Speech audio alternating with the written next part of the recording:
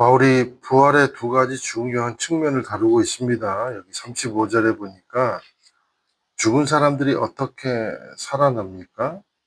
그리고 어떤 몸으로 옵니까? 이런 질문의 문제를 다루고 있습니다. 바울은 이 문제를 씨앗의 비유를 들어서 말을 하고 있습니다. 그러면서 36절에 보니까 어리석은 사람들이여 당신이 뿌리는 씨가 죽지 않고서는 살아날 수 없습니다. 그렇게 말씀하고 있죠. 니고데모가 밤중에 예수님을 찾아와서 예수님이 거듭남에 대해서 설명을 해주니까 니고데모가 늙으면 어떻게 다시 날 수 있습니까? 어머니 뱃속으로 다시 들어가야 하는 겁니까? 그렇게 물었습니다. 니고데모와 그리고 고린도 교회의 부활의 회의론자들의 공통점이 있습니다. 그것은 뭐냐면 믿음의 부분을 믿음으로 이해하는 것이 아니라 지성으로 이해하려 했기 때문이다는 겁니다. 그래서 바울은 지금 그런 사람들을 어리석은 사람들이여 이렇게 각성을 시킵니다. 이것을 통해서 우리가 알 수 있는 것은 믿음의 사람은 믿음의 토대 위에 지성을 쌓아야 지혜가 된다는 겁니다.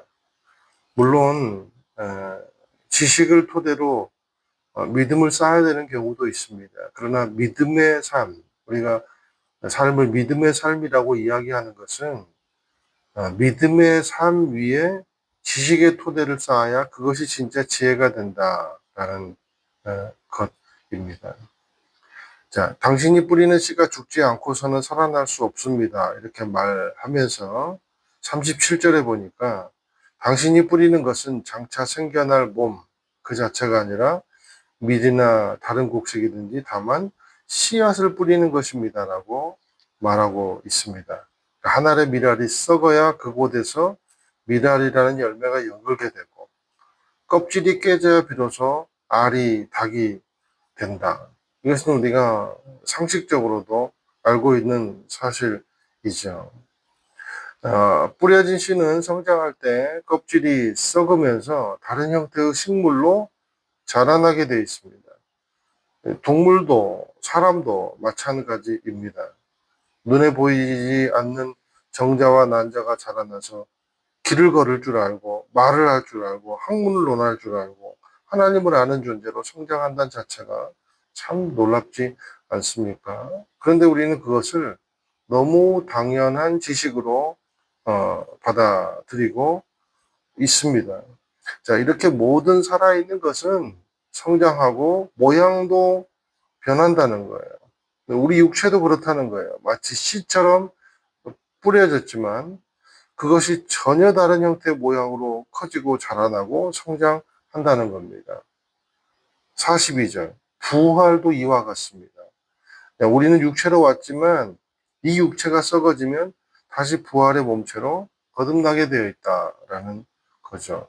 마치 농부의 손에 들려져 있는 씨가 그렇듯이 하나님의 손에 들려져 있는 우리도 마찬가지다라는 것입니다. 38절 보세요. 그러나 하나님께서는 뜻하시는 대로 그 씨의 몸을 주십니다.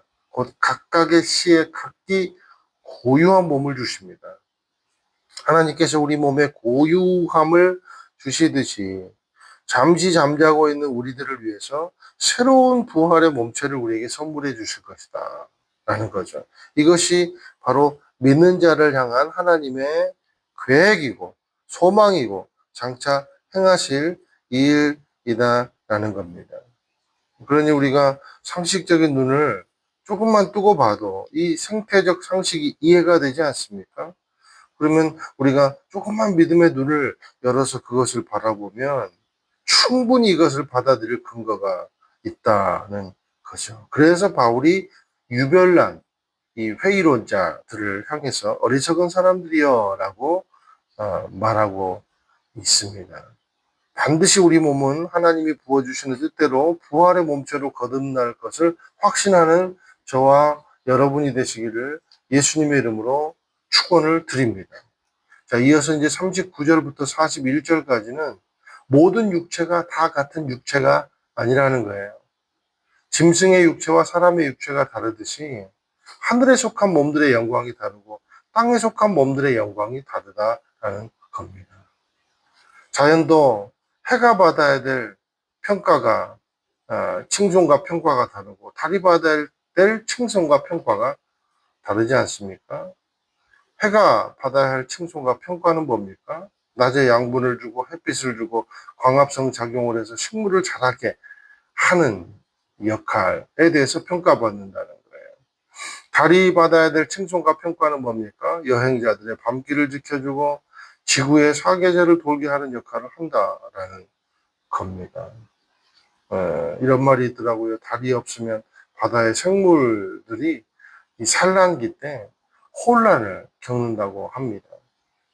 그러니까 생물마다 태생마다 그들이 할 역할이 있고 그들에 대한 평가가 다 있다라는 거예요. 그러면 믿는 자들이 받아야 될 영광은 뭔가? 믿는 자들이 받아야 될 평가가 뭔가? 칭송이 뭔가? 부활이다라는 겁니다. 죽은 사람들의 부활도 이와 같습니다. 부활이다라는 거예요. 이 생의 육신은 병들고 어렵고 지치고 힘든 영혼일 수 있지만 그래서 비천한 몸으로 살아갈 수 있지만 부활의 몸은 절대로 그럴 일이 없다라는 겁니다. 43절 44절 비천한 가운데 묻히지만 영광 가운데 살아납니다. 약한 몸으로 묻히지만 강한 사람으로 살아납니다. 자연의 몸으로 묻히지만 영적인 몸으로 살아납니다. 자연의 몸이 있다면 영적인 몸도 있습니다. 우리가 죽어서 묻히면 썩지만 그러나 썩는 그대로 있지 않다라는 겁니다. 영광 가운데 살아난다라는 겁니다. 자연의 몸이 아니라 이제는 영적인 몸으로 살아난다는 겁니다. 하나님의 형상을 볼 수 있고 만질 수 있는 부활체로 살아난다는 겁니다. 이것이 우리가 가질 영광임을 기억하게 되시기를 축원을 드립니다. 이 일을 누가 이루십니까? 잠자는 자들의 첫 열매가 되신 예수님이 이루십니다. 예수님이 이 일을 위해서 우리를 위해 죽으시고 몸소 부활을 보여주셨습니다. 45절 기록되기를 첫사람 아담은 생명이 있는 영이 됐다라고 한 것처럼 마지막 아담은 생명을 주는 영이 됐습니다. 첫째 아담은 이 땅에서 생명이 있는 영이 됐고 둘째 아담은 하나님의 영이 이 땅으로 와서 생명이 됐습니다. 왜요? 생명을 주시기 위해서. 생명을 주시기 위해서. 49절. 우리가 흙에 속한 사람의 형상을 입은 것처럼 또한 우리는 하늘에 속한 사람의 형상을 입을 것입니다. 예수님께서 흙의 형상을 입으시고 이 땅에 오신 이유는 흙의 형상을 가진 우리를 하늘의 형상으로 인도하시기 위해서다라는 거예요. 그것이 우리가 그토록 소망하는 부활입니다. 이 부활의 신앙을 주님 오실 그날까지 소망하며 나아가시기를 주님의 이름으로 축원드립니다. 영원한 천국 그것은 바로 부활을 믿는 믿음에서 주어집니다. 기도하겠습니다.